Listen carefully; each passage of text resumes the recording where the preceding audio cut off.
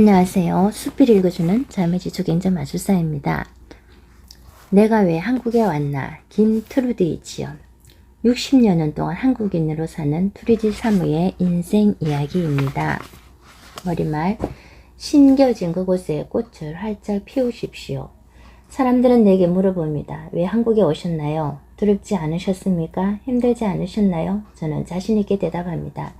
저는 한국에 온 것을 단 한 번도 후회한 적이 없습니다. 모든 일이 재미있고 즐겁습니다. 대학을 마치고 일주일 만에 결혼해 남편의 조국 한국의 남편을 따라와 한국인으로 산 지 반세기를 지난 60년이 넘었습니다. 60년은 전 한국에 올 때도 하나님이 오게 하셨습니다. 60년간 한국에 살고 있는 지금도 하나님이 잘 살게 하십니다. 그때와 다른 것은 하나님께서 올 때보다 무척 많은 열매를 맺게 하셨다는 것입니다. 이는 하나님의 인도이고 하나님의 보호이고 하나님의 은혜입니다. 이 책은 하나님께서 저를 한국에 뿌리 내리게 하시고 여러 모양으로 인도하셔서 아름다운 꽃을 활짝 피게 하신 일을 조금 소개한 것입니다. 이 책이 여러 가지로 어려움 중에 있는 이들에게, 특히 다문화 가족에게 위로와 희망과 도전이 되기 바랍니다. 우리를 푸른 풀밭에 누이시며 실만한 물가를 인도하시고 우리 영혼을 소생시키시고 하나님의 이름을 위하여 의의 길로 인도하시는 주님을 찬양합니다. 트루디. 출간을 기뻐하며 그 자리가 어떤 자리이든지 최선을 다하시는 사모님. 심겨진 꽃대 꽃피게 하소서. 이 말은 극동방송 이사장이신 김장화 목사님의 아내 되시는 트루디 사모님의 좌우명입니다. 저는 존경하고 사랑하는 두 분을 지근거리에서 뵈며 교제해 왔는데 사모님께서 김장하 목사님을 따라 이역만리 한국에 와서 사역한 지난 60년을 이처럼 잘 표현한 말이 없다는 생각이 들었습니다. 그리고 그런 사모님의 내조가 오늘날 세계적인 영적 지도자이신 김장화 목사님을 만들었으면 두말할 나위가 없습니다. 이번에 출간하신 내가 왜 한국에 왔나라는 책은 사모님께서 하나님의 은혜 가운데 심겨진 곳에서 어떻게 꽃을 피우셨는지 그리고 어떤 열매를 맺으셨는지 생생하게 보여주고 있습니다. 목회자의 아내로서, 세 자녀의 어머니로서, 선교사로서, 교육자로서, 그리고 파일을 만드는 일을 하시면서 그 자리가 어떤 자리이든지 최선을 다하시는 사모님의 모습은 기쁜 인상과 함께 큰 감동을 줍니다. 저는 이 책이 다양한 사역 현장에서 이름 없이 빛도 없이 사역하는 모든 분들에게 분명 큰 격려와 위로가 될 것을 믿어 의심치 않습니다. 아울러 모든 여건이 다 갖춰져야만 사역을 할 수 있다는 생각이 점차 늘어나는 현 시대 속에서 사모님처럼 심겨진 곳에서 하나님을 신뢰하고 그곳에서 꽃을 피우겠다는 사람들이 더욱 많아지기를 기대해 봅니다. 트루디 사모님의 책 출간을 진심으로 축하드리며 기쁜 마음으로 일독을 권합니다. 감사드립니다. 김삼한 목사, 명순교회 원로 목사. 출간을 기뻐하며 눈물을 기도로 바꾸신 보석 같은 분. 이 책을 열면 서정주 시인의 국화잎을 쓰시고 한 송이 국화꽃을 피우기 위해 봄부터 소쩍새는 그렇게 오렸나 보다는 표현이 적적한 삶을 살아낸 한 여인의 아름다운 이야기가 펼쳐집니다. 설이 내리고 찬바람 부는 겨울 모든 꽃들이 자취를 감추는 시절에 피어나는 그 고고한 담백한 꽃이 바로 트루디 사모님이십니다. 이 책에 담긴 고난은 물론이고 이 책이 담지 못한 고난까지도 말없이 감당하시며 눈물을 기도로 바꾸신 보석 같은 여인이십니다. 6.25 전쟁을 겪고 난 벌거벗은 사나 찌든 가난의 나라를 주님과 남편만 믿고 겁도 없이 따라 나선 작은 키의 아담한 동양적 여인에겐 다만 한 송이 아름다운 꽃을 피워내고픈 소박한 기도가 잉태되고 있었습니다. 그 기도만 믿고 그 기도만 붙들고 이 땅을 찾았고 이 땅에 그녀의 꿈을 심었습니다. 그 기도가 세계 속의 전도자 빌리 킨, 김장한 목사님을 만들고 신앙의 명문가를 만들고 수많은 믿음의 열매들을 낳는 믿음의 어머니가 되게 했습니다. 사모님의 집을 드나들던 수많은 청소년들을 한결같은 미소로 돌아보고 축복하던 트루디 사모님은 진실로 복의 통로, 복의 어미였습니다. 이 글을 쓰는 저도 트루디 사모님의 사랑을 먹고 신앙의 첫사랑의 계절을 지났습니다. 오갈 데 없었던 저는 미국 유학을 떠나기 전 김 목사님의 집들에서 약혼식을 진행했고 트루디 사모님이 준비한 따뜻한 케이크와 촛불로 사랑의 언약을 맺었습니다. 이 책은 삶의 질곡에서 고난의 가치와 기도 응답의 의미를 묻는 많은 사람들에게 희망의 꿈을 꾸게 하고 짜는 양육에 어려움을 호소하는 많은 이들에게도 다시 마음을 넓히고 기도하게 할 뿐 아니라 불확실한 미래를 앞에 두고 고뇌하는 모든 젊은이들에게 새로운 도전을 결심하게 하는 믿음의 교과서가 될 것입니다. 이 복되고 귀한 선물을 우리에게 남긴 믿음의 어머니 트루디어 하나님에게 감사와 찬양을 드립니다. 그리고 더 오래 건강하게 사모님이 이 땅에 우리 곁에 머무시길 함께 기원합니다. 사모님의 사랑에 빚진 수많은 사람들을 대신하여 사랑을 입은 목동 이동원 지구촌교회 원래 목사.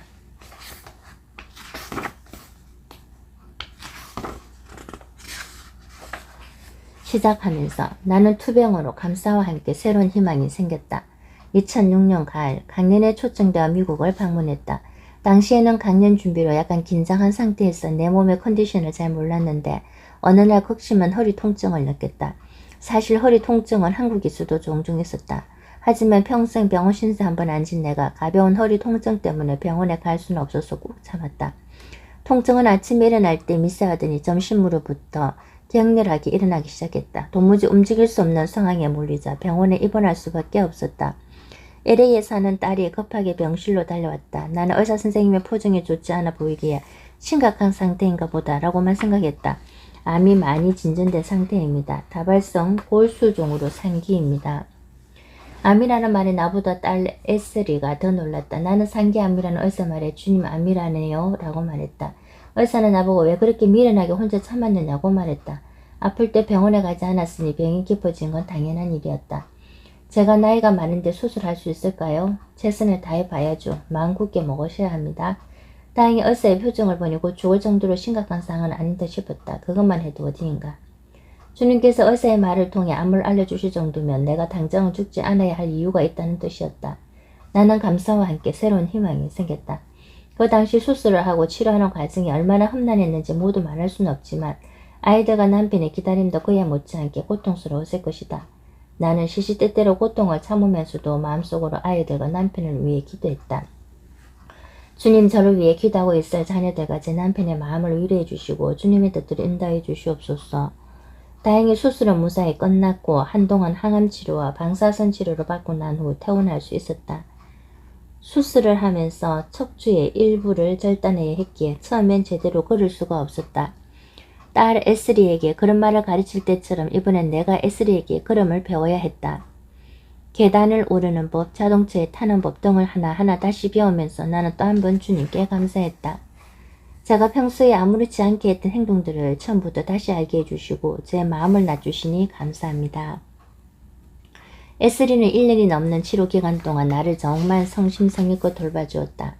한국에 있는 아들들이 자주 올 수 없던 터라 전적으로 딸에게 기댈 수밖에 없었다. 미국에서 사는 딸에게 잘해주지도 못했는데 병간호까지 받으니 무척 미안한 마음이 들었다. 내가 얼른 완쾌해야지. 내 가족 보기에도 미안하구나. 엄마는 무슨 그런 말을 그렇게 해요. 안 그래도 엄마 불편할까봐 우리가 얼마나 마음을 쓰고 있는데. 에스리는 매일 저녁마다 내 손을 잡고 병이 완쾌될 수 있도록 기도해 주었다. 딸의 눈물 어린 기도를 아마 나는 평생 잊을 수 없을 것이다. 내가 지금처럼 빨리 회복될 수 있었던 까닭도 주님께서 딸과 가족들의 기도를 들어주셨기 때문이 아닐까 생각한다. 몸이 어느 정도 회복되고 난 다음부터는 걷기 운동을 다시 시작했다. 비록 예전처럼 많은 거리를 걷지는 못하지만 동네를 가볍게 한 바퀴 도는 것만으로도 기분이 상쾌해지고 몸이 가뿐해진다. 건너걸스의 유익함 중에는 육체적 건강뿐 아니라 정신적 건강도 포함되어 있는 것 같다. 특히 조용한 아침 시간에 여유를 갖고 그러면서 기도를 하며 교회 안에서 기도할 때와는 또 다른 깊이 있는 교제를 할 수 있다.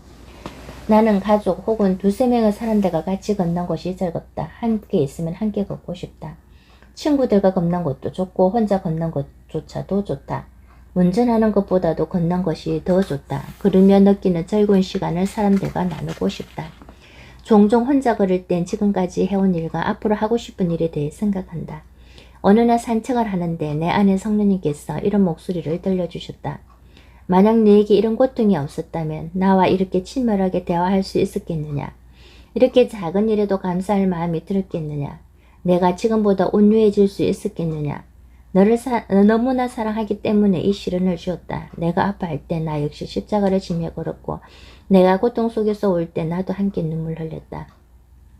나는 수술하고 회복되는 과정에서 주님과 더욱 친밀한 관계가 되었다.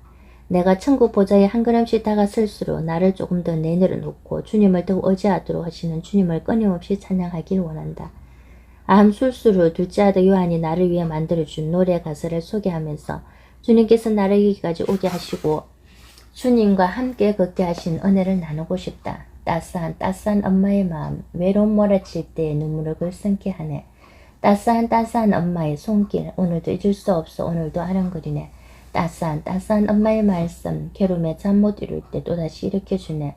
따스한 엄마의 기도, 하루도 멈추지 않아 오늘도 날 살게 하네. 따스한 엄마의 숨결, 날마다 나를 부르니 입가에 미소를 띠네. 미스터 트루디, 잊을 수 없는 나의 어린 시절. 지금도 사람들은 내게 미국 사람인데도 동양인처럼 생겼다라는 말을 자주 한다. 머리카락이 갈색인데다 체구도 아담하고 작아 동양적으로 보인다는 뜻인가? 지금은 익숙한 이야기지만 내가 미국에서 어린 시절을 보낼 땐 그런 점을 특별히 신경 쓰지 않았던 것 같다. 나로 말하면 오히려 작은 체구 때문에 친구들에게 벼룩이란 별명으로 불렸다. 아담한 걸로 치면 코알라처럼 귀여운 동물도 있을 텐데 왜 하필 벼룩이었을까? 어쩌면 작은 체형 덕분에 빌리, 김장한 목사 눈에 띄었던 건지도 모르겠다.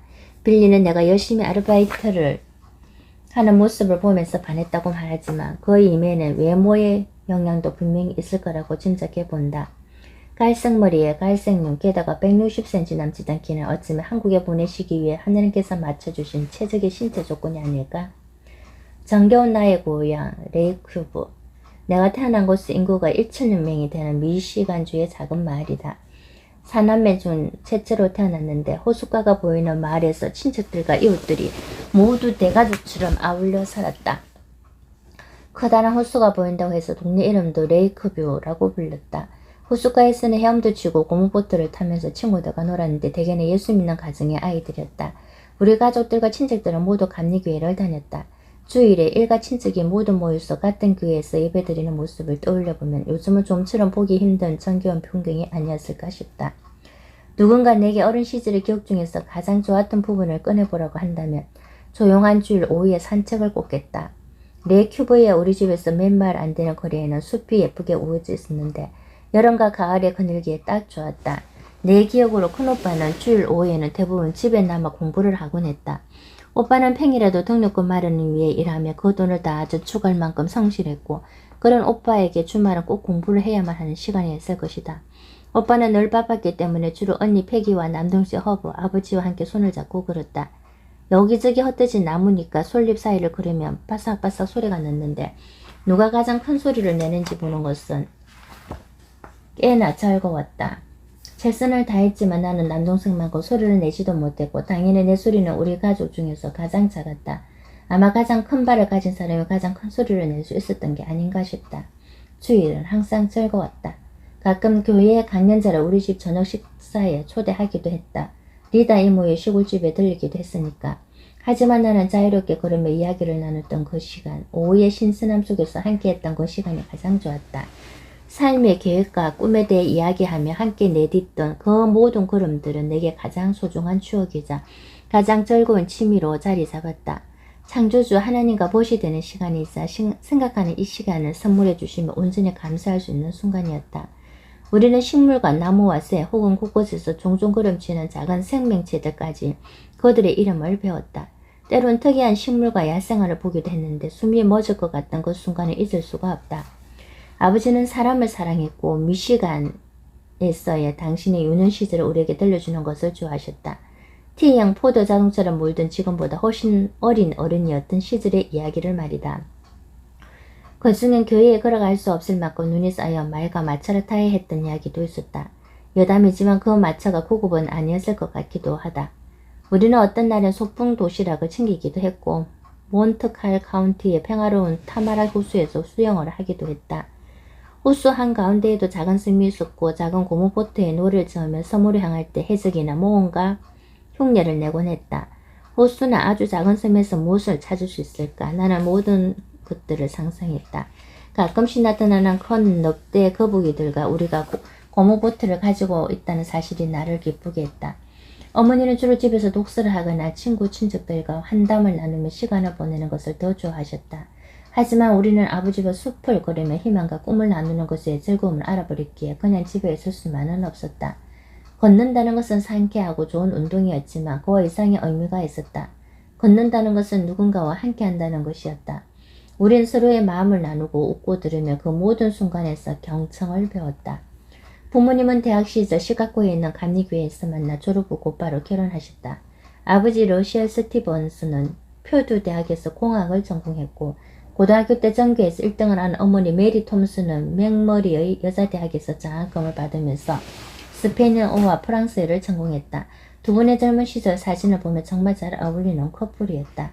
부모님이 대학을 졸업하던 1929년의 미국 경제 상황은 그야말로 최악이었다. 아버지는 직장을 잡지 못하자 할아버지가 사는 미시간주 메코스타로 이사를 갔다. 메코스타는 집마다 수로 뚫어져 있는 시골 마을로 어떤 곳은 30분을 걸어도 사람을 만날 수 없을 만큼 한산한 곳이다. 1948년 무렵에 경제 상황이 좀 나아지자 우리 가족은 메코스타에서 자동차로 15분 떨어진 레이크뷰로 이사를 왔다. 레이크뷰는 미시간주 5개의 큰 호수 외에도 많은 호수가 있는 마을로 동네에 슈퍼마켓도 있고 학교도 있어서 메코스타보다 생활 환경이 훨씬 좋았다. 거기서 100년 된 2층짜리 호텔을 구입해 6채로 분리해서 5채는 세를 주고 나머지는 우리 가족이 썼는데 넓고 시원해서 가족들이 모두 좋아했던 기억이 난다. 우리 부모님은 평생 동안 신앙생활을 성실하게 했다. 그 덕분에 나와 형제들도 신앙을 일찍부터 키울 수 있었다. 아버지는 자동차 부속을 만드는 패드를 목을 사이에서 일했는데 조용한 성격이지만 늘 다정하게 나를 대해주었다. 고등학교에서 스페인어를 가르치는 어머니는 여자도 사회활동을 해야 한다는 말을 자주 하며 예의와 질서를 지키고 친구와 잘 지내야 한다고 조언해 주었다. 우리 사남매는 학교에서 돌아오면 가사를 푼다며 맡은 일을 했다. 저마다 아르바이트를 해서 자기 용돈은 스스로 마련했다. 부모님이 맞벌이를 하셔서 생활 형편이 어려운 건 아니었지만 자립심을 키워주기 위해 두 분의 교육 철학이었던 것 같다. 나는 중학교 1학년 때 토요일 하루 종일 옆집 아기를 돌봐주고 일달러를 받는 일도 했다. 깐깐한 아주머니의 매슬지만 장난스러운 눈빛이 지금도 생각난다. 아이가 자주 보채는데 잘할 수 있겠니 트루디? 아줌마가 물으면 나는 천연덕스럽게 아이를 안으면서 대답했다. 그럼요, 저한테 맡겨주세요. 아주머니는 내가 요런 그 아기를 돌봐주는 모습에 감탄하는 눈치였다. 쉽게 보채는 아이, 자꾸만 안아달라는 아이, 이미 여러 번 아기를 돌봐준 경험이 있던 터라 어렵지 않게 해낼 수 있었다. 아기 보는 게 힘들다 싶으면 처음에 된다는 요령도 있었다. 고등학교에 입학하고 부모님에게 정식으로 용돈을 받기까지 나는 이런저런 아르바이트를 하면서 용돈 버는 재미와 일의 보람을 찾을 수 있었다. 하나님, 당신은 누구이신가요? 어릴 때는 주일마다 교회에 꾸준히 가긴 했지만 구원에 대한 확신은 없었다. 부모님은 모두 신실한 신자였는데 어머니는 젊은 시절 선교사를 꿈꿨을 정도로 하나님에 대한 비전을 갖고 있는 분이었다. 엄마, 예수님이 어떻게 나를 구원해 줄 수 있죠? 이렇게 물을 때면 어머니는 예수님이 십자가에 달려 돌아가심으로 내 죄를 용서해 주셨다라고 설명해 주었다. 하지만 나는 예수님의 죽음과 내 죄가 무슨 연관성이 있는지 좀처럼 이해가 가지 않았다. 날 위해 죽으신 예수님 왜 나를 한 번 더 만나러 와주지 않으실까? 나는 하나님께서 사람을 만드시고 예수님을 보내 십자가에서 죽기까지 인간을 사랑하셨다는 걸 인정했다. 하지만 사람이 천국에서 영원히 산다는 건 목사님 설교나 어머니 조언만으로 속 시원한 대답을 얻을 수 없었다. 목사님이 주일 예배 때 우리는 예수님으로 인해 문제를 해결받고 영생적 영원한 생명을 선물로 얻었다라는 말씀을 하실 때마다 나는 속으로 이렇게 기도했다. 예수님, 제가 영생과 천국을 믿을 수 있도록 제 마음속에 찾아와 주세요. 나는 그 후 몇 년 뒤 중학생 때 빌리 그럼 전도대회에 참석해서 기도의 응답을 받게 되었다. 그때까지 성령 체험이 없었던 내게 하나님께서는 빌리 그램 목사를 통해 말씀으로 성령을 부어주셨다. 여러분은 죄인입니다. 혹시 죄가 없다고 생각하는 사람이 있다면 무릎을 꿇고 하나님께 기도해 보세요. 주님께서는 당신도 모르는 내면의 깊은 죄까지 깨끗하게 해결해 주십니다. 빌리 그램 목사는 예수님의 구원 역사를 설명한 뒤 오늘 이 자리에서 예수님을 영접하라 라고 외쳤다. 목사님의 그 한마디에 내 가슴이 쿵쾅거리며 뛰기 시작했다. 내 안에 성령님이 찾아오신 걸까? 이렇게 벅차오르는 마음은 뭐지? 나는 그 순간까지 내 안에 성령님을 인정하지 않았다. 하지만 성령님이 이미 오래전부터 그곳에 계셨던 것처럼 매우 친근하고 구체적으로 내 기도에 응답하고 계셨다. 트루디, 나는 내가 간절히 기도하기 전부터 이미 너를 알고 있었단다. 하지만 내가 너를 얼마나 사랑하는지 알려주기 위해 이 집회로 너를 인도한 거야. 그것은 분명한 주님의 목소리였다. 나는 그 순간 비로소 예수님의 십자가 보혈로 구원을 얻었다는 확신을 얻게 되었다. 설교를 끝낸 그레임 목사가 예수 믿을 사람은 앞으로 나오세요라고 말하자 나는 주저없이 단상으로 뛰어나갔다. 그리고 그레임 목사를 따라 영접 기도를 하고 나는 구원을 받았다라고 외쳤다. 그때의 심정은 이루 말할 수 없을 정도로 벅찬 감동과 기쁨으로 꽉 찬 상태였다. 나는 속으로 하나님 이제 주님이 원하시는 삶을 살겠습니다 라고 몇 번이나 기도했다. 나는 그때 비로소 천국에 대한 확신을 얻을 수 있었다. 어머니 천국에 먼저 가 계세요. 어머님이 많이 위독하셔요. 아무래도 미국으로 오셔야 할 것 같아요. 1983년 2월 초 어머니가 입원했다는 소식을 듣고 미국 병원으로 뵈러 갔다. 그때 어머니 나이는 81세였는데 당뇨를 안고 계신더라고. 천국에 가실 것 같은 예감이 들었다. 나는 마음속으로 어머니를 축복해드렸다. 엄마, 제가 한국에서 사느라고 자주 찾아뵙지 못했지만 마음만은 늘 함께 있었다는 걸 아실 거라 믿어요. 자식들을 모두 훌륭하게 키우셨으니 천국에 가시면 주님이 멜로간을 주실 거예요. 어머니는 내 예상대로 그로부터 한 달 뒤에 돌아가셨다. 장례식에는 짐바브웨이가 있는 롤런드 오빠가 참석한다는 연락이 왔지만 나는 굳이 가보지 않았다. 이미 영원히 천국에 가 계신 분인데 장례식이 어머니에게 큰 의미가 없다고 생각했기 때문이다. 나는 이후 1998년에 한갑이 되었을 때 비로소 아들 부부와 함께 어머니 묘를 찾았다. 생전에 어머니는 늘 패기 언니가 모셨다. 미국에서는 전통적으로 딸들이 부모를 모시곤 한다. 어머니는 생전에 한국을 2번 다녀가셨는데 한 번은 빌리의 후계니였던 칼 파워스와 함께 그리고 또 한 번은 패기 언니의 딸인 돈을 데리고 왔었다. 어머니가 한국에 왔을 때 수원중앙교회에 우리 교인들 중 많은 분들이 선물을 전해주었다. 어떤 교회는 옷을 여러 벌 만들어 선물하기도 했다. 남편은 어머니가 오셨을 때 용돈도 드리고 한국에 곳곳을 관광시켜 드렸다. 미국 사위들은 보통 장모에게 용돈을 주지는 않는다. 그래서인지 어머니는 사위가 주는 용돈을 받고 무척 좋아하셨다. 어머니는 전두환 전 대통령을 비롯해 한국 정계의 높은 분들에게 초청을 받아 식사를 대접받은 적도 있다. 한국 사위 덕분에 호응한다라고 아이처럼 좋아하는 어머니를 보면서 나도 기분이 무척 좋았다. 자기 부모에게 잘해주는 남편을 아내라면 누구나 자랑스러워할 것이다. 패기 언니는 어머니 생전에 최선을 다해 모셨다. 그런데 만약 내가 미국에 살았더라면 어머니를 직접 모셨을 것이다. 어머니는 결혼 후 한국으로 건너온 내가 잘 살고 있는지 언제나 걱정을 하셨다. 일따감치 전화를 걸면 남편이랑 아이들을 잘 챙겨주어라 라고 하시면서 선교가 하나님의 일임을 늘 강조하셨다. 어머니는 남편이 1973년 서울 여의도 광장에서 열린 빌리 그레임 한국 전도대회에서 통역을 맡고 미국에 알려졌을 때 무척 좋아하셨다. 사위가 유명해졌으라기보다 우리 부부가 한국에서 선교를 잘하고 있다는 점에 안심하셨던 것 같다. 어머니는 결혼 전에도 혼외라인 손주들이 한국 생활을 잘할지 염려하셨는데 그 점에 특히 안심을 하는 눈치였다. 점점 나이가 들어가는 나는 지금도 가끔씩 어머니가 보고 싶어서 혼자 조용히 눈시울을 붉히곤 한다. 내가 즐겨 부르는 노래 중에 인생은 묘한성이라는 노래가 있다. 가사 중에 인생은 묘한성, 사랑도 묘한성이라는 부분이 있는데 이 노래를 엎지를 때마다 세상에 완벽한 것이란 없다는 생각을 되새긴다. 아무리 잘난 사람도 인생의 모든 일을 제 마음대로 할 수 없고 다소간의 차이는 있지만 어느 만큼의 시간이 지나면 우리 모두는 하늘나라로 가야 한다. 때문에 우리는 지금 오늘 현재를 존중하며 살기 위해 최선의 노력을 해야 한다. 영적 리더십을 키워준 밥 존서 학교. 나와 형제들이 졸업한 밥 존서 학교는 유치원부터 대학원까지 있다. 엄격하기로 유명하다. 학교에서는 늘 성경요절을 일주일에 3개씩 외우도록 했고 매주 드리는 챗불의 늦음에 가차없이 벌점을 주었다. 한 학기에 벌점이 150점이면 제재를 받는다. 일종의 학사 경고인 셈이다. 일거수 일투족이 벌점과 관련이 있었으니 행동 거지를 바로 하지 않을 수 없었다. 물론 이렇게 엄한 교육을 못 버티고 학교를 관두는 학생들도 한 학기에 10%나 됐다. 하지만 이런 교육과 관계없이 나는 기숙사 생활이 오히려 즐거웠다. 아무래도 어릴 때 부모님께 엄한 교육을 받았기 때문이었던 것 같다. 밥 존서 학교의 장점은 세계 각국에서 온 다양한 학생들을 만날 수 있다는 것이다. 당시 이미 기독교 명문으로 소문난 학교였기 때문에 기독교 교육을 받기 원하는 유수의 인재들이 몰려들었다. 셰프 시간에는 당시 유명한 미국 목회자들이 돌아가면서 설교를 했다. 나는 지금도 그때 들었던 설교가 내 젊은 날 신앙의 토대가 되었다고 생각한다. 거부할 수 없는 데이터 원칙. 지금 생각해봐도 이상한 일이지만 나는 언제나 주변에 남자친구가 많았다. 그렇다고 내가 특별히 미인이라기나 이성을 사로잡는 매력을 갖고 있는 것도 아닌데 둘러보면 여자들보다는 남자가 훨씬 많았다. 박존수 고등학교에서는 입학하자마자 상급생인 올린 하틀리에게 데이트 신청을 받았다.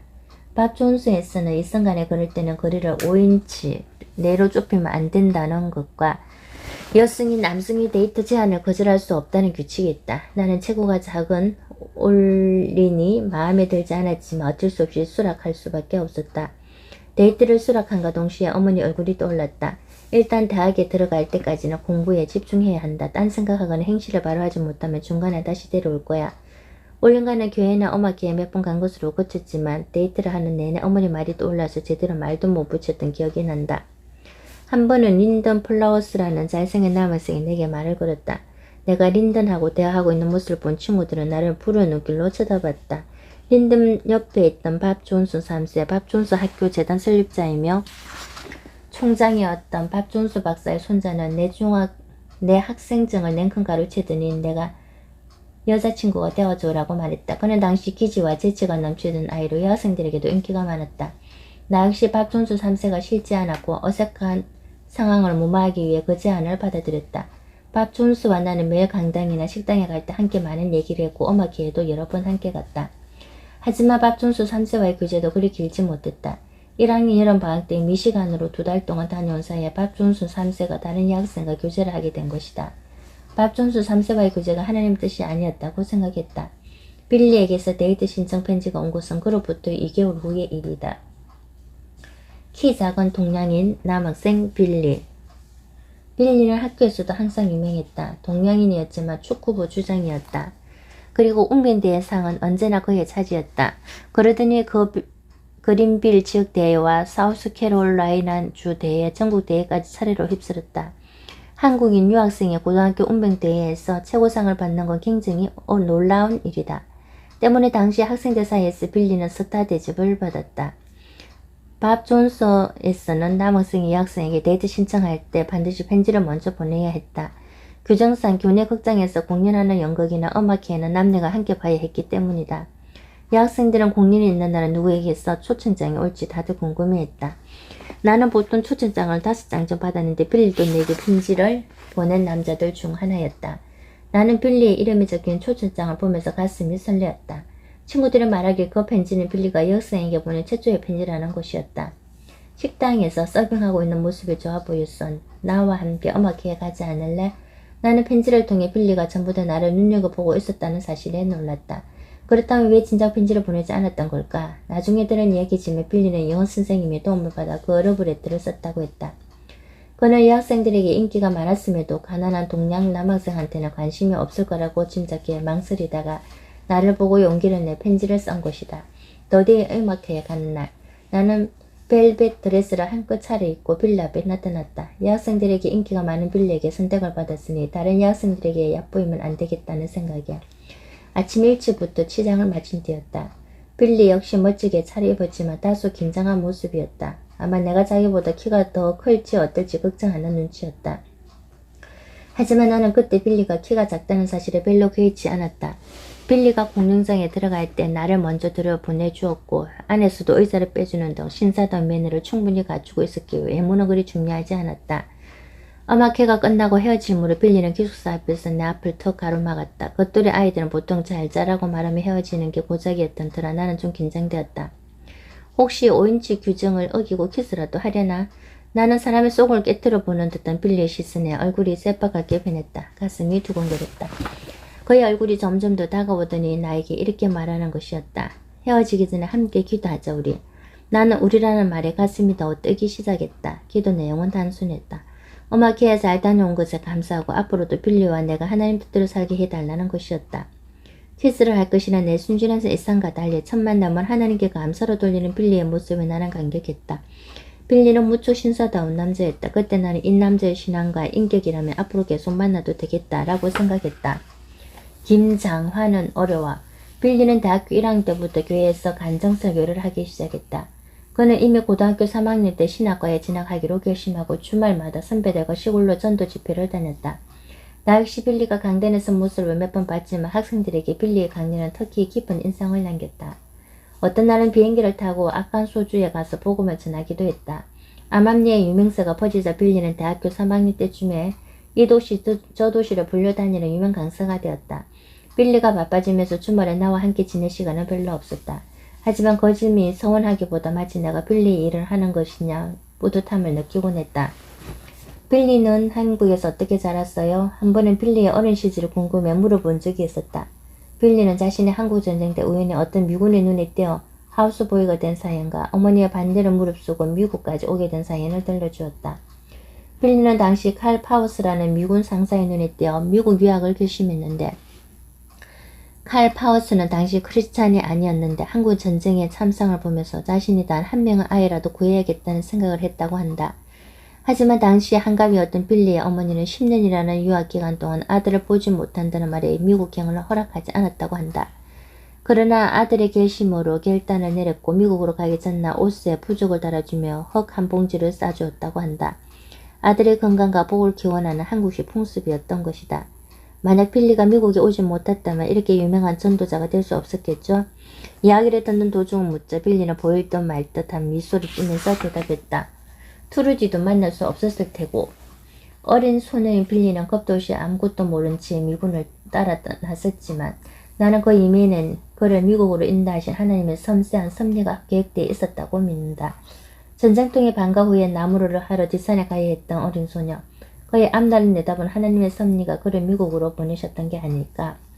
나는 미국에 있을 때 빌리의 한국 이름 대신 영어 이름을 불렀다. 김장환이라는 한국 이름은 발음이 너무 어려웠다. 장과 환이라는 글자가 모두 입을 오므렸다 패야 하는데 빌리는 그냥 휘바람 불듯이 부르기 쉬웠다. 빌리는 가끔 그런 내게 김장환 이렇게 발음해봐라며 일부러 내 발음을 두고 놀리기도 했다. 당시 빌리는 영어를 썩 잘하지는 못했다. 각종 운동대회에서 상을 타긴 했지만 영어 발음이 약간 이상한 데다 문법이 틀린 때도 많았다. 하지만 내게는 그런 점이 오히려 귀엽게 느껴졌다. 친구들에게 발음이 이상한 게 빌리의 매력 중 하나라고 말하면 친구들은 내게 빌리한테 푹 빠진 빠졌다라며 나를 놀렸다. 거절당한 첫 번째 프로포즈. 내가 고등학교 3학년 빌리가 대학교 2학년이 되었을 때 우리는 정식으로 데이트를 시작했다. 지금 생각하면 좀 우스운 얘기지만 나는 고등학교를 졸업한 후 빌리에게 결혼하자라고 프로포즈를 한 적이 있다. 난 대학 졸업 안 한 여자와 결혼 안 해. 나는 진지하게 말을 꺼냈지만 빌리는 나의 첫 번째 프로포즈를 단칼에 잘라버렸다. 대신 나와 결혼하고 싶으면 대학을 졸업해 라고 말했다. 당시엔 빌리가 대학을 졸업하면 한국으로 돌아갈 것 같은 조바심 때문에 꺼낸 말이었지만 사실 한국에 가서 살 생각은 하지도 못했다. 내게는 한국이 너무 먼 나라이기도 했지만 아직 결혼할 나이도 아니었기 때문이다. 하지만 빌리는 내 말을 단지 흘려듣기만 한 건 아니었다. 대신 고등학교 졸업 반지를 서로 바꾸기면 어떨까? 그럼 우리가 서로를 믿고 있다는 정보가 될 테니까. 빌리의 말에 나는 감격의 눈물이 핑 돌았다. 서로 교제하고 있으면서도 정식으로 사귄다는 생각이 들지 않았던 터라 빌리의 배려가 어떤 확신을 주는 것만 같았다. 이혼하는 빌리와 같은 애의 대학을 졸업하겠다는 계획을 세우고 공부에 전념했다. 학기 중에는 최대한 수강 신청을 많이 했고 방학 때는 선무스쿨에 다녔다. 고향집에 갈 때는 어머니에게 라틴어를 배워 학점을 채웠다. 어머니는 교사 자격증이 있었기 때문에 수업을 받으면 정규교육으로 인정받을 수 있었다. 대개는 밤 11시까지 공부하고도 새벽에 일어나 공부하는 일이 많았다. 3시간만 자고 공부했던 적도 있다. 그러면서도 평일에는 식당에서 서빙, 토요일에는 세탁소에서 아침부터 저녁까지 아르바이트를 했다. 정말 하루하루가 정신없이 흘러갔다. 이런 노력 끝에 빌리가 대학교 3학년 때 나는 같은 학년으로 진급할 수 있었다. 빌리는 이미 4학년 과목은 상당수 입수한 상태였고 나는 이제 막 시작하는 단계였지만 빌리와 함께 공부할 수 있다는 것만으로도 가슴이 벅찼다. 빌리와 함께 졸업하면 정식으로 프로포즈를 받을 수 있을 거야. 그렇게 부푼 마음으로 매일 도서관에서 살다시피 했다. 하지만 어느 날 생각지도 못했던 위기가 찾아왔다. 도서관에서 가끔 마주치는 돈이라는 남학생과 이야기하고 있는 내 모습을 보고 빌리가 오해를 했던 것이다. 나는 돈 옆에서 빌리에게 반갑게 인사했지만 빌리는 창백한 얼굴을 아무 말 없이 그냥 지나가 버렸다. 나는 무슨 안 좋은 일이라도 있나 하면서 걱정하긴 했지만 그 일을 크게 신경 쓰진 않았다. 그날 저녁 빌리는 기숙사까지 날 찾아왔다. 그 남자는 누구야? 돈은 도서관에서 알게 된 친구예요. 빌리는 내 말을 듣더니 손에서 끼고 있던 반지를 빼주면서 말했다. 우리 헤어지는 게 좋겠어. 내게 설명할 기회도 주지 않고 그렇게 딱 한마디를 하는 빌리를 보면서 나는 큰 오해가 있다는 걸 비로소 깨달았다. 그 순간에는 이런저런 얘기를 해봐야 변명밖에 안 될 것 같았어. 조용히 빌리의 반지를 돌려주었다. 빌리가 감정적으로 동요된 상태이고 나중에 화가 풀릴 거라고 생각해 일단 위기 상황을 넘겨야겠다고 생각했다. 하지만 그건 순전히 나의 착각이었다. 빌리는 나와 만나지 않기로 이미 결심한 것 같았다. 방학이 되고 내가 미시간에 있는 고향집에 가 있는 동안에도 빌리는 단 한 번도 연락하지 않았다. 나 또한 빌리에게 연락하지 않아 거의 넉 달 동안 연락이 끊긴 상태였다. 4년 동안 사귀면서 처음 있는 일이었다. 지금 생각하면 서로 자존심 때문에 그랬던 것 같다. 계약을 하면 빌리가 자연스럽게 하이를 하자마 찾아오리라고 생각했지만 나만의 착각이었다. 계약을 하고 11월 마지막 주 추수감사절을 기념하는 축구 대회가 열렸다. 나는 올해를 넘긴 다음에 이대로 헤어지게 될 거라고 생각했기에 마음을 단단히 먹고 빌리를 찾아갔다. 축구부 주장이 빌리를 응원하면서 자연스럽게 화해를 하면 좋겠다고 생각했다. 나는 운동장에서 몸을 풀고는 빌리에게 다가갔다. 빌리 또한 나를 보고 놀랐지만 일부러 아무렇지 않은 척하는 것 같았다. 오늘 이길 자신이 있죠? 물론. 단답형인 빌리가 야속했지만 나는 마음속에 있는 말을 전했다. 중요하다고 생각하는 일이면 꼭 목적을 달성하길 바라요. 고마워. 어색하면서도 몸이 건조한 대화는 그리 오래 가지 못했다. 경기는 시작되었고 나는 어원석에서 빌리팀을 응원했다. 결과는 빌리팀의 승리. 하지만 경기가 끝났는데 어수선한 분위기 속에서 빌리를 다시 만날 수 없었다. 나는 기숙사로 돌아와 조용히 빌리를 기다렸다. 예상대로 빌리는 저녁쯤에 나를 찾아왔다. 우리 다시 사귈래요? 우리가 언제 헤어졌어? 빌리의 말에 나는 환하게 웃으며 대답했다. 내 마음을 알아보려고 반지를 빼준 건데 너도 반지를 돌려줘서 내 마음이 변했다고 생각했어. 계약하고 나서 내가 그 남학생과 아무런 사이가 아니란 걸 알았지만 자존심 때문에 다시 찾아가지 못했거든.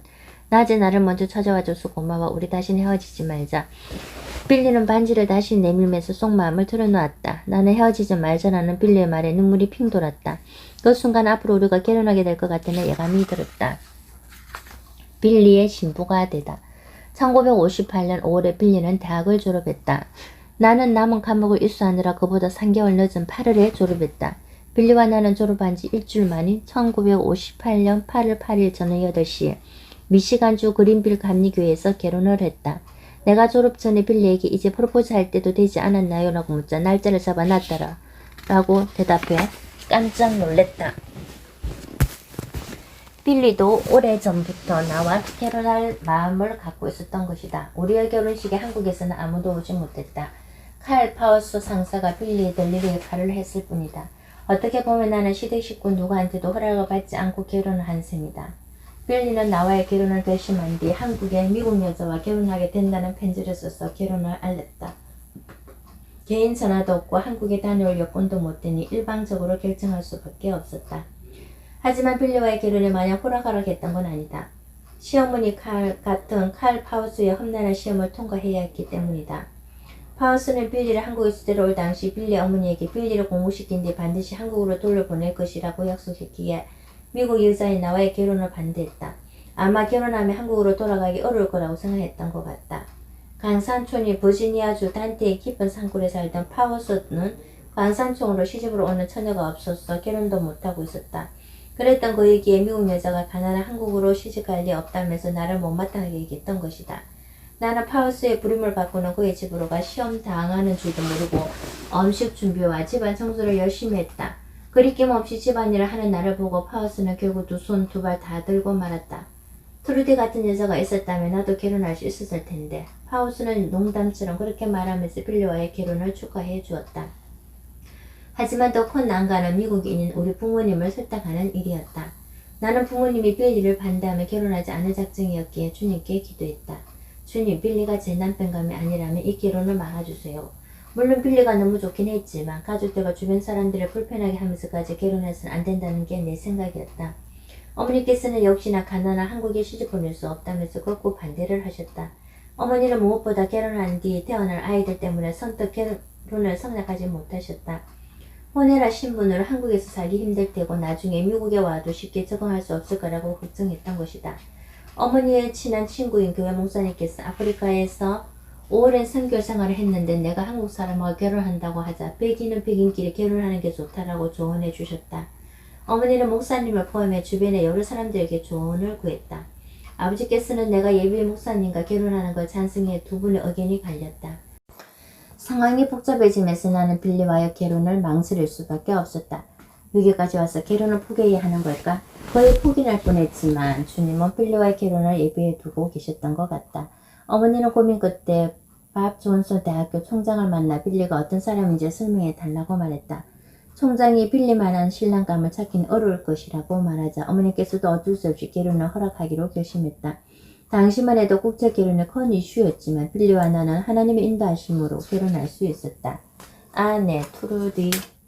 빌리의 결심, 나의 결심. 결혼한 뒤에도 우리 부부는 무척 바쁘게 생활했다. 빌리는 주말마다 설교를 했고 많지는 않았지만 그 사례비로 월세와 식료품비, 대학원 학비 등을 낼 수 있었다. 남은 돈은 꼬박꼬박 저축했다. 허니문은 꿈같은 말이었다. 주변의 어떤 이들은 빌리와 내가 너무 빡빡하게 산다면서 신혼을 좀 더 즐겨라고 말했지만 나는 우리의 생활에 불만이 없었다. 정신없이 바빴지만 빌리가 늘 다정다감하게 대해줘 행복하게 지낼 수 있었다. 주님을 일을 하는 남편을 따라다니는 사모의 행복을 그때부터 조금씩 알게 된 것 같다. 빌리는 결국 목표한 대로 석사 학위를 받았고 우리는 두 손을 맞잡으며 둘이서 최선을 다해 힘을 합친 결과라면서 좋아했다. 빌리의 이름이 알려지면서 설교를 요청하는 교회들도 많았다. 빌리는 내친 김에 박사까지 하려고 했지만 가족들의 전도를 미룰 수 없다며 한국으로 가고 싶다고 했다. 그러다 어느 날 빌리는 내게 한국으로 가야겠어라고 선포했다. 빌리의 소망은 하루라도 빨리 늙은 어머니를 전도하는 것이었다. 평온한 생활을 이어오다가 남편의 폭탄 선언을 들었지만 나는 전혀 놀라지 않았다. 내가 빌리였다고 해도 똑같이 말했을 것이기 때문이다. 내 동의를 구하고 결심을 굳힌 빌리는 한국으로 돌아갈 채비를 했다. 모든 게 편리한 미국에 살면서도 빌리는 틈틈이 한국을 향한 소망을 버리지 않았다. 나는 한국으로 돌아가기로 작정한 남편과 결혼한 이상 빌리의 결정을 따르기로 했다. 우리는 1959년 12월 한국인 배표를 샀다. 당시 남편은 내 수익까지 모두 관리했는데 행여 내가 돈을 다 써버리면 한국으로 돌아갈 배표를 사지 못할까 봐 그런 것이었다. 한국으로 돌아가기 전 작별 인사를 겸한 모금 여행을 떠났다. 사우스캐롤라이나에서 출발해 테네시, 노스캐롤라이나, 조지아, 버지니아, 오하이오, 미시간, 아이오와, 네브래스카 등을 돌면서 모금을 했다. 남편과 나는 하나님께 이렇게 기도했다. 매달 50달러를 지원하겠다고. 약속한 단체가 있다면 한국으로 가겠습니다. 그런데 여행의 첫 번째 목적지인 캐논 침례교회에서 그 응답을 받았다. 교회 측에서 매달 50달러를 지원하겠다고 약속한 것이다. 매달 50달러 지원은 50여 년 전 당시 교회 입장에서는 큰 결정이었다. 빌리는 이후 밥 존슨 출신 교회들을 돌면서 여러 번 설교했다. 저는 가난한 한국에서 태어나 고등학생 때 미군을 따라서 미국으로 건너오게 되었습니다. 이후 피땀 흘린 노력 끝에 밥 존슨 대학교를 졸업하고 한국행을 결심했습니다. 한국에 돌아가며 주님을 모르는 청소년들을 위해 일하고 싶습니다. 한국은 반드시 복음으로 변해야 합니다. 제 생각에 동의하신다면 선교 헌금을 작성해 주십시오. 빌리의 말에 사람들은 감동했고 선교 헌금을 보내주겠다는 약속을 했다. 가는 곳마다 사람들이 큰 호응으로 반겨져 빌리와 나는 용기를 얻을 수 있었다. 빌리와 나는 무릎을 꿇고 주님 앞에 감사의 기도를 올렸다. 주님, 부족한 우리 부부를 사용해 주셔서 감사합니다. 한국에 돌아가면 주님의 뜻을 이룰 수 있도록 도와주세요. 나는 빌리 모르게 속으로 한 가지 기도를 덧붙였다. 저는 한국말도 모르고 한국에 대해 아는 것이 아무것도 없습니다. 빌리와 함께 한국에 가서 제가 할 일을 알려주시고 낯선 곳에서 주님의 뜻을 이룰 수 있도록 인도해 주세요. 그 당시 내게 한국은 아프리카처럼 먼 이름이었지만 천박한 땅에서 꽃을 피울 수 있기를 마음속으로 간절히 기도했다. 멀고도 낯선 땅 한국. 1959년 11월 미국 샌프란시스코에서 메이든 크리크라는 화물선을 타고 한국으로 향했다. 어릴 때 호숫가에서 고무보트를 타고 놀긴 했지만 그렇게 큰 배를 탄 것은 난생 처음이었다. 태평양을 건너는 동안 망명대해가 끝도 없이 펼쳐졌다. 배를 타고 오는 17일 동안 남편과 내가 한 일이라고는 간판에 앉아 책을 읽거나 대화하는 것뿐이었다. 우리 부부는 크루즈 신혼여행을 한다는 생각으로 즐겁게 지냈다. 대화의 주제는 주로 한국에서 어떻게 생활할 것인가 초점을 맞췄다. 한국에서는 영어를 못 쓸 텐데 내가 한국말을 잘할 수 있을지 걱정돼요. 알고 보면 한국말 그렇게 어렵지 않아. 빌리는 내가 한글을 하나도 모른다는 게 걱정되는지 틈만 나면 한글을 가르쳤다. 자, 나를 따라해봐. 시어머니 안녕하셨어요? 난 당신 한국 이름도 잘 못 부르잖아요.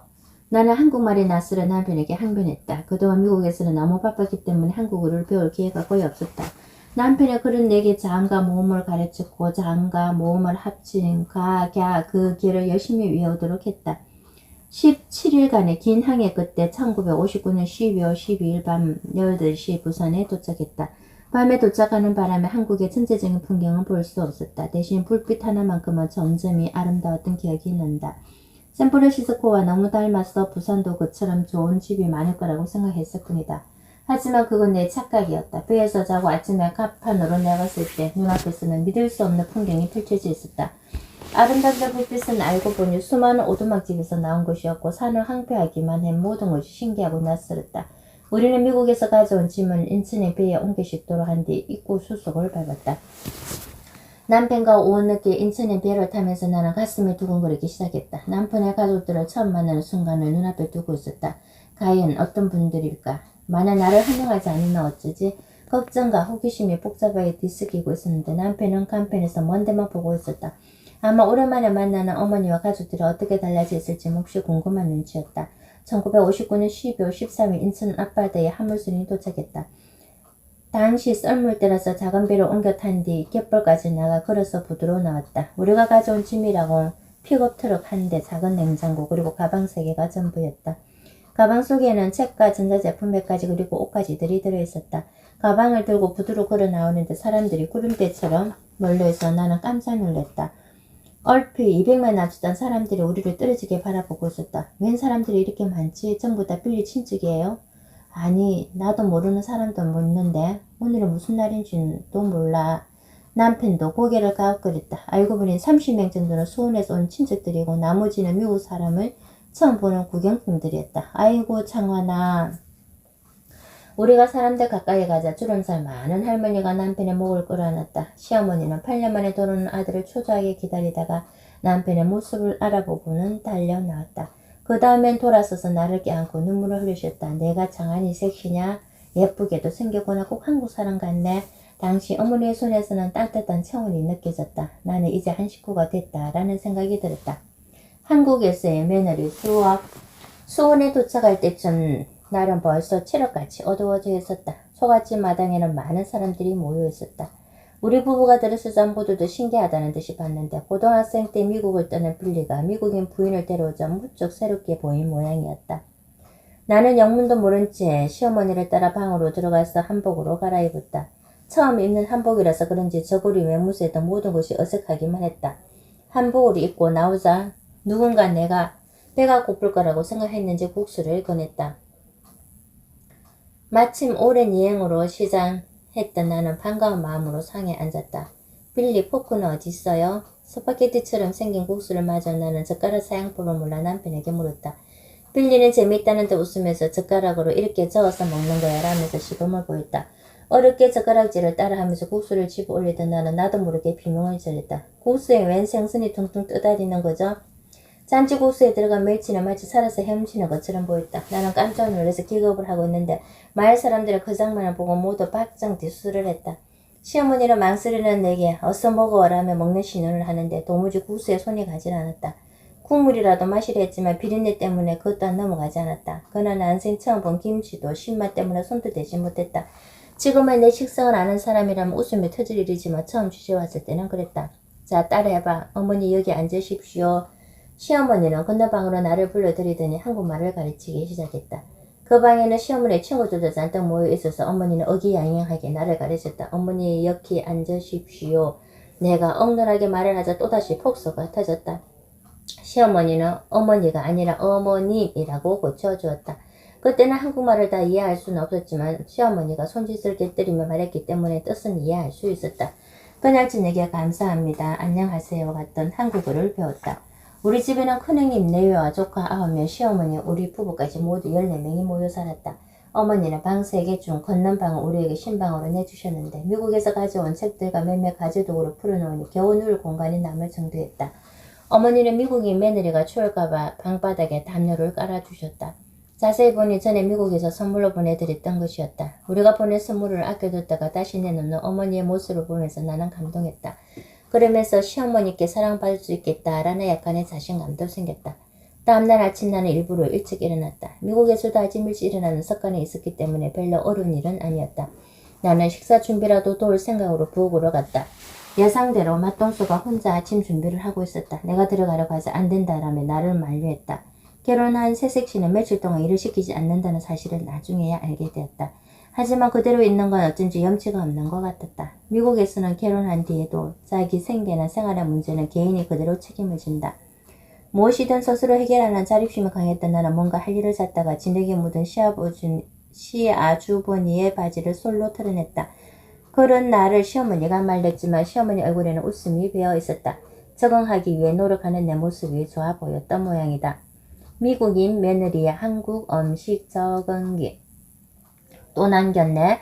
시어머니는 늘 내 밥그릇에 밥을 가득 얹어주셨다. 하지만 반찬이 좀처럼 입에 맞지 않았던 나는 밥에 거의 손도 대지 못했다. 나를 생각해 달걀 프라이를 해서 올려주기도 하셨지만 들기름 냄새 때문에 역시 먹지 못했다. 나 또한 시어머니가 정성스레 만든 음식을 쓰니까 먹고 싶은데 20년은 동안 입에 밴 식습관은 하루아침에 바뀌지 않았다. 어머니 죄송한데 고추장은 너무 맵고 김치는 너무 쉬워요. 어쨌든 먹지 않으면 제대로 활동할 수 없었기 때문에 나는 집안에 있는 각종 과자를 찾아 먹었다. 그때 누군가 나를 위해 센베이라는 과자를 사다 줘서 그나마 먹을거리로 삼을 수 있었다. 한국 음식을 먹지 못하는 건 남편도 마찬가지였다. 남편은 한국 사람인데도 지난 8년 동안 입맛이 서구식으로 완전히 바뀌어버린 것이다. 게다가 남편은 나보다 비위가 약해서 시골 생활에 쉽게 적응하지 못했다. 어느 날은 남편이 나를 조용히 방으로 불렀다. 당신 배고프지? 과자만 먹는 것도 하루 이틀이지. 이것 좀 마셔봐. 내 앞에는 한 그릇 인스턴트 커피가 놓여있었다. 남편을 잘 아는 친구가 선물해준 것이라고 했다. 비록 미국에서 먹던 것과 비교할 수는 없었지만 설탕을 타서 마시니 제법 마실만 했다. 이후 커피는 센페이와 함께 내가 한국에서 마음 놓고 먹을 수 있는 음식이 되었다. 처음에 남편과 단둘이 몰래 마셨는데 시어머니에게 들킨 후에는 식사 후 셋이서 나란히 마시게 되었다. 시어머니는 특히 저녁 식사 후 우리 부부와 함께 커피 마시는 걸 무척 좋아하셨다. 이렇게 불편한 생활을 언제까지 할 수 있을까? 잠자리에 누워 이런 생각을 하고 있노라면 나도 모르게 마음이 약해지곤 했다. 그럴 때면 내 마음속에 있는 성령님이 조용히 음성이 들렸다. 트루디, 나는 특별한 목적을 갖고 너를 한국으로 보냈다. 내가 조금만 참고 견디면 너는 한국에서 아름다운 꽃을 피울 수 있을 거야. 성령님의 음성을 듣고 난 뒤에는 조용히 혼자서 찬송을 부렸다. 그러면 이미 선교사로 각오를 하고 왔으니 불편한 것쯤은 문제가 아니다 라는 게으르한 의지가 샘솟았다. 한 번은 수원 10전투 비행단은 이경철 대령이 한국 파일럿들에게 성경을 가르쳐달라고 남편에게 부탁했다. 덕분에 남편과 나는 10전투 비행단에서 미국 군인 40여 명이 이용하는 식당에서 밥을 먹을 수 있었다.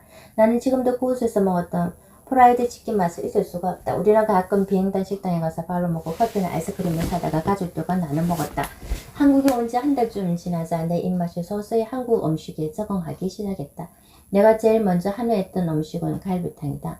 추운 겨울에 따뜻한 고기 국물을 먹으면 속도 풀리고 힘이 났다. 주말 저녁이면 친구가 선물한 전기 프라이팬으로 과자와 빵을 만들어 먹었는데 시어머니는 내가 만든 과자를 무척 좋아하셨다. 내가 밀가루로 과자를 만들 때마다 시어머니는 이렇게 말씀하셨다. 미국 사람들이 왜 부자인지 알겠다. 밀가루로 갖고 별걸 다 해먹는구나. 한국 사람들이 수제비나 비청개 국수를 해먹는 게 고작인 반면 미국 사람들은 과자와 빵을 만든다면서 신기해하셨다. 미군 부대에서 구해온 닭고기와 버섯으로 크림 수프와 버섯 수프를 만들어드리며 죽을 이렇게 끓일 수도 있다니 신기하다면서 아주 맛있게 드셨다. 한국 살림이란 이런 것. 봄이 돼서 남편은 우리가 살 집을 짓는 일을 본격적으로 시작했다. 초가집은 14명이란 내 식구가 살기에 너무 좁았고 무엇보다 선교를 하기 위해서는 좀 더 넓은 집이 필요했다. 남편은 미국에서 올 때 친구들이 모아준 500달러로 땅을 보러 다녔다. 지금이야 500달러는 큰돈이 아니지만 당시에는 상당히 액수였다. 남편은 시댁에서 도보로 26분 거리에 있는 인계동에 땅 1200평을 샀다. 현장을 둘러보니 주변에 집 단 한 채도 없는 외딴 지역이었다. 지금은 수원의 중심지가 된 인계동이지만 당시에는 땅 한 평값이 30원에 불과한 총동네였다. 남편은 혹시 미국에서 후원금이 오지 않으면 가수 농사를 지어 선교비를 충당할 계획으로 땅을 사두었다라고 했다. 집 짓는 과정을 떠올리면 지금도 웃음만 나온다. 지출을 최대한 줄이며 집을 지어야 했기 때문에 남편과 내가 할 수 있는 일은 전부 직접 했다. 설계도를 그리고 설계에 일각에 있는 선교사의 조언을 듣기도 했다. 나는 밤마다 방에서 무릎을 꿇고 하나님께 기도했다. 집 짓는데 사람이 너무 부족해요. 인부를 살 돈이 없으니 주님께서 적당한 사람들을 보내주세요. 내가 이런 기도 내용을 시대 식구들에게 말하자 모두 무슨 수로 그 많은 인부를 구할 수 있겠느라 터무니없는 기도라고 일축했다. 하지만 하나님은 선교에서 이 집을 짓는데 두 팔을 걷고 나서주셨다. 당시 남편은 시댁 옆에 있는 수원 교도소에서 설교를 하고 유흥품을 전달하고 했는데 우리가 집을 짓는다는 소식을 들은 교도소 소장이 모범수들에게 건축을 도울 것을 지시한 것이다. 그때만 해도 모범수들의 모내기를 도와주는 일이 종종 있었지만 우리 부부는 모범수들의 도움을 받으리라고는 생각지도 못했다. 하나님이 내 기도를 들어주셨어. 저는 주님 감사합니다. 모범수들이 시멘트와 빨간 흙을 적당히 섞어서 벽돌을 찍어주었다. 모범수들이 몰려와 집 짓는 걸 도와주는 모습을 본 맏동수와 시어머니는 내 손을 잡고 트루디 기도가 이루어졌다라며 축하해 주었다. 우리는 집을 지으면서 지인들의 도움을 많이 받았다. 특히 오산 미군 부대에서 근무하는 댄 스튜어트 상사 덕분에 수세시 화장실을 마련했다. 남편의 지인인 스튜어트는 일본 출장길에 변기와 세면대 펌프를 사 우리에게 선물했다. 우리 집에 전기가 들어온 건 1966년이다. 그전에는 촛불을 켜거나 아주 어두워지면 잠자리에 들어야 했다. 우리가 돈을 들여 전봇대를 세워서 비로소 전기가 공급되었다. 전화를 걸 일이 생기면 1시간 거리인 기독회관까지 가야 했다. 1980년이 되었어야 집에 전화를 마련했다. 1970년 경부고속도로가 완공되면서 비로소 수원에도 비포장도로가 생겼다. 집이 몇 채 안 되는 우리 동네엔 10년 동안 버스도 안 다녔다. 1970년에 겨우 용인으로 가는 시외버스가 생겨 하루에 한두 번 우리 동네를 지나갔다. 혼자서 도둑과 마닥들이다. 처음 집을 지을 때 남편은 돈이 아까워서 울타리를 따로 만들지 않았다. 담벼락이 없다 보니 집에 거린들이 찾아올 때도 많았다. 시골 마을에 서양지 집이 떡 하나 있으니 부잣집인 줄 알고 구걸하러 온 것이었다. 어떨 때는 하루에 10명 넘게 온 적도 있었다. 그럴 때면 나는 그들에게 돈보다 쌀을 주면서 손을 붙잡고 짧게 기도를 해주었다. 하나님, 귀한 형제가 가난을 벗게 해주시고 어려운 가운데서도 주님을 의지하도록 도와주세요. 그럴 때면 고맙다며 눈물 흘리는 사람도 있었고 불쾌하다면서 돌아선 사람도 있었지만 대부분은 우호적인 반응이 많았다. 그 중에는 한센병 환자도 섞여 있었다. 딸 에스리와 단둘이 집에 있을 때면 가끔 거실에서 딸의 울음소리가 크게 들리곤 했다. 에스라, 무슨 일이야? 어머. 화장실에서 손을 씻다가 다급하게 뛰어나온 나는 한센병 환자가 거실 유리창에 얼굴을 붙인 채 에스리를 바라보는 모습을 보고는 깜짝 놀랐다. 코도 없고 눈썹도 없어서 어른인 나도 깜짝 놀랐는데 딸아이는 얼마나 놀랐겠는가. 그런가 하면 가끔은 남편이 없을 때 도둑이 들어와 집안 물건을 집어간 일도 많다. 한 번은 지인에게 받은 하이파이 전축을 잃어버려서 무척 속상했다. 어떤 도둑은 남편의 가방을 뒤져서 성교비를 훔쳐가기도 했다. 외국에 나가려고 준비해둔 2,000달러를 몽땅 들고 간 것이다. 그 돈은 남편이 외국에 나갈 때 유학 보낸 학생들에게 100달러씩 주기 위해 성교비를 열심히 모은 돈이었다. 아침에 도둑맞은 사실을 알고는 남편과 얼마나 허탈해 했는지 모른다. 도둑과 내가 직접 맞아들인 적도 있다. 새벽에 부시덕거리는 소리에 눈을 뜨자 도둑이 어머니 시계를 들고 한갑하게 달아났다. 한 번은 아이들이 모두 거실에서 자고 있을 때 새벽에 일어났다가 도둑과 마주쳤다. 쉿, 조용히 하쇼. 떠들지만 않으면 나도 조용히 나갈 테니까 우리 피차 험한 꼴 안 당하도록 합시다. 나는 놀라서 말도 제대로 안 나왔는데 그 역시 겁을 좀 먹었는지 물건만 들고 조용히 대문으로 나갔다. 도둑이 나간 뒤에 그 자리에서 무릎을 꿇고 하나님께 기도했다. 남편은 집을 지은 지 3년 만에 울타리를 만들어 주었다. 우리 집에 거의 자재값만 들여 어설프게 완공해서인지 처음부터 말썽이 많았다. 특히 구두를 제대로 놓지 못해 가족이 연탄가스를 7번이나 마셨던 적이 있다. 기적적인 건 남편이나 아이들 모두 단 한 번도 병원에 갈 정도로 심각한 상태에 빠진 적이 없다는 사실이다. 당시 우리 집에는 함께 지내는 학생들이 많았는데 그 학생들도 연탄가스에 전혀 해를 입지 않았으니 하나님이 지켜주셨다고 밖에 설명할 길이 없다. 난 함께 지내는 학생들과 성경 공부를 하거나 함께 음식을 만들어 먹으면서 즐겁게 생활했다. 시댁에 있을 때 요리를 배우지 못한 나는 이 학생들에게 한국 음식 만드는 법을 배웠다. 당신 요즘 뭐가 그렇게 신나? 남편은 혼자서 룰루랄라 음식을 만드는 내 모습을 보고 이렇게 묻곤 했다. 그러면 나는 시댁에서 무척 몰랐던 식도락을 여기서 알게 됐다고요 라고 속으로 생각하며 혼자 웃곤 했다. 또 한 가지, 우리가 살던 수원 인계동에는 뱀이 많았다. 독이 있는 뱀은 많지 않았지만 아이들이 장난감처럼 가지고 놀 만큼 자주 나타났다. 집에 뱀이 자주 출연하자 나는 뱀 잡는데 도사가 되었다. 우리 집 뱀은 운이 나빠 엄마한테 걸리면 그날로 끝이야 라고 말할 정도였다. 내가 처음부터 뱀을 잘 잡는 것은 아니었다. 나도 처음에는 뱀이 너무 무서웠다.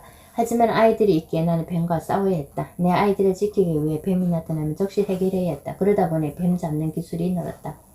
뱀 잡는 일에 집중하다 보니 뱀이 하루 중 오후 1, 2시에 가장 잘 나타난다는 걸 알았다. 나는 그 시간이면 돌계단 옆에 세워둔 삽을 들고는 뱀을 기다렸다. 그리고 나타난 즉시 삽으로 뱀의 몸을 두동강 냈다. 여자는 약하지만 엄마는 강하다라는 말처럼 나는 아이들을 위해서라면 뱀도 무섭지 않았다. 뱀보다 더 무서운 것은 내 아이들이 다치는 것이었다. 아이들을 위해서라면 나는 뱀잡이가 되어도 좋았다. 빌리가 병원에 입원한 사연. 남편이 언론의 집중 조명을 받았던 건 1973년 빌리 그레엄 전도대회에서 빌리 그레엄 목사의 설교를 통역했을 때다. 그때까지만 해도 국내에는 알려지지 않은 인물이었기에 언론의 관심 대상이 아니었다. 그런데 빌리 그레엄 전도대회 당시에는 언론의 인터뷰 요청을 많이 받았다. 인터뷰 요청이 너무 많아 정신이 없을 지경이야. 남편은 원래 거절을 잘 못하는 성격이다. 그래서 인터뷰도 해달라는 대로 모두 해줄 거라고 생각했다. 남편은 뭐든 대충은 못하고 빈말도 잘 못하는 성격이기에 인터뷰하느라 매일 기진맥진이었다. 빌리 그레엄 전도대회가 거의 끝나가므로 남편이 내게 도움을 요청했다. 잠깐 몸을 비에 있는 게 어떨까요? 나와 남편은 국립군 때 일반인에 접근하기 힘든 공군병원에 입원하기로 결정했다. 당시 공군병원 박경화 원장과 남편은 1962년 수원 비행장 기직병원에서 근무할 때 친분을 쌓았기 때문에 입원은 어려운 일이 아니었다. 공군병원에 입원한 남편 내게 이렇게 말했다. 이번 대회는 빌리 그레엄 목사님이 인도한 대회이기 때문에 주인공은 내가 아닌 빌리 그레엄 목사님입니다. 유명세라는 건 오늘 있다가 내일 없어지면 허망한 건데 인기를 얻고 유지하라는 건 어리석은 짓이라고 생각합니다. 나는 그런 데 소망을 두지 않아요. 나는 남편의 유명세 속에서도 겸손한 마음을 가진 데 대해 하나님께 감사했다. 이후 남편이 인터뷰를 비해 피신에 있었다는 사실을 알려지자 사람들 역시 참 겸손한 사람이라면서 그 일을 좋게 봐주었다. 하지만 나는 지금도 누군가의 요청을 무조건 받아주는 게 결코 좋은 일은 아니라고 생각한다. 당시 나는 남편에게 처리할 일은 빨리 처리하고 거절할 일은 냉정하게 거절하세요 라고 말했다. 남편이 피신에 있는 동안 가족들도 결코 편치 못한 생활을 이어갔다. 기자들을 비롯해 수많은 사람들이 집으로 찾아오고 기독회관으로 전화가 걸려와 한동안 불통이 된 적도 있다. 남편이 항상 바쁘다. 그런 남편이 다른 사람의 무리한 부탁을 들어주는 일만 줄여도 한결 수월하지 않을까라고 생각한 적도 있다. 남편은 부탁이 많아지면 일단 몸을 피하고 보는데 간혹 감당하기 어려운 부탁하는 사람도 적지 않다. 하지만 도무지 안 되는 일은 남편도 단호하게 거절하지만 그렇게 말해도 사람들은 남편을 의지하고 취급하고 괴롭히는 일이 다반사다. 나는 요즘도 하루 종일 파김치가 되도록 일을 하고 들어온 남편이 고운하게 잠든 모습을 보면서 속으로 이렇게 기도하곤 한다. 주님, 분주한 가운데서도 복음을 전파하는 일에 열심히 내도록 도와주세요. 헛되고 부질없는 일이 아닌 주님께서 원하시는 일을 하도록 이끌어주세요. 내가 한국에서 너를 들어서 쓸 것이다 라고 말씀하셨던 성령님의 엄석은 결국 나의 착각이 아니었다. 가끔 사람들이 내게 앞으로 계획이 어떻습니까? 라고 질문할 때가 있다. 그러면 나는 별로 특별한 계획이 없습니다 라고 답변한다. 어떤 일은 성의 없는 답변이라고 생각할지도 모른다. 하지만 나는 지금처럼 사는 게 좋고 지금이 가장 행복하다. 평소 내가 좋아하는 명언 중에 내가 단순하게 사는 것이 다른 사람들도 단순하게 살 수 있게 한다라는 뜻인데 나는 내가 너무 많은 권력, 물질, 인기 등을 손에 쥐려고 한다면 그것은 다른 사람이 그것을 가질 기회를 빼앗는 것이다 라는 의미로 생각한다. 나는 단순한 삶을 좋아한다. 남편은 단순함을 좋아하는 내 성격이 답답하다고 말하기도 한다. 하지만 그 단순함 때문에 나는 남편을 따라 한국에 올 수 있었다. 단순히 사랑하는 남편을 따라 모든 것이 낯선 한국에 온 것이다. 가끔 단순하다는 이유로 세상 물정을 모르는 사람 취급당할 때도 있다. 하지만 단순함의 가치를 안다면 그럴 수 없을 것이다. 나는 수원 원천동의 작은 커피숍에서 파이를 구우며 장애 학생들을 돕고 아이들을 가르쳤다. 이것이 내가 할 수 있는 최선이기에 이 일에 감사하고 만족한다. 단순한 삶을 실천하며 사는 것이 나의 행복이며 기쁨이다. 그리고 그 옛날 남편과 함께 한국으로 오면서 한국 사람들을 위해 일하고 싶다고 생각했던 나의 굳은 결심을 이룬 뜻에 하나님께 감사하다. 선교사 트루디 24살 때 다시 중학생이 되다. 1962년 나는 본격적으로 한국말을 배우기 위해 수원 여자중학교에서 다른 학생들과 공부를 시작했다. 그때는 나 말고도 만학도들이 있었기 때문에 학교생활은 크게 어색하지 않았다. 당시 내 나이 24, 10여 년 차이가 나는 어린 학생들과 함께 공부하면서 국어 실력이 조금씩 늘었다. 학교에서는 나에게 학생들에게 영어를 가르쳐 달라고 부탁했다. 커리큘럼은 제 마음대로 짜도 될까요? 교장 선생님에게 이렇게 묻자 진도만 뒤처지지 않는다면 좋을 대로 하세요 라고 말씀하셨다. 나는 전도할 수 있는 절호의 기회로 삼아야겠다 생각했다. 수업 시간은 50분이었지만 수업을 시작하기 전과 수업을 마친 후에 말씀 묵상을 하는 것이 내 방식이었다. 당시 학생들은 성경책이 없었기 때문에 내가 그나그나 묵상해야 할 구조들을 칠판에 직접 적었다. 오늘 말씀은 마태복음 6장. 학생들에게 복음서를 들려주려고 하면 여기저기서 웃음소리가 들렸다. 나는 학생들이 내 강의에 지려서 그러는 줄 알았는데 그게 아니었다. 선생님, 마떼 볶음은 무슨 음식인가요? 이스라엘 사람들이 먹는 음식인가요? 학생들은 내 발음 때문에 마떼 볶음을 마떼 볶음으로 알아들었던 모양이다. 한참 먹을 나이니 단에서 요리를 연상하는 것도 무리는 아니었다. 그때만 해도 내 한국어 수준은 쓰기와 발음이 각각 달랐기에 학생들이 종종 헷갈리곤 했는데 말씀 공부할 때도 어김없이 그랬다. 하지만 정말 다행인 건 기독교를 모르는 학생들이 거부감 없이 성경 말씀을 적극적으로 받아들였다는 점이다. 그때 예수를 처음 믿고 신앙생활을 시작한 학생들 중에는 지금도 연락하는 이들이 적지 않다.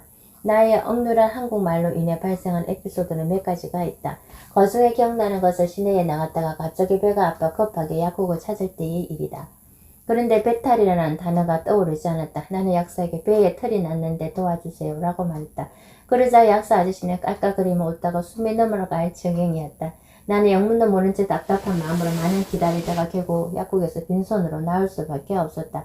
내가 자주 헷갈리는 단어 중 하나는 합성과 합선 그리고 선불과 선물이다. 다림질을 하다가 다리미가 합성했다라고 하거나 택시가 합선되었다라고 얘기해 아이들이 배고파지게 웃는 적도 있다.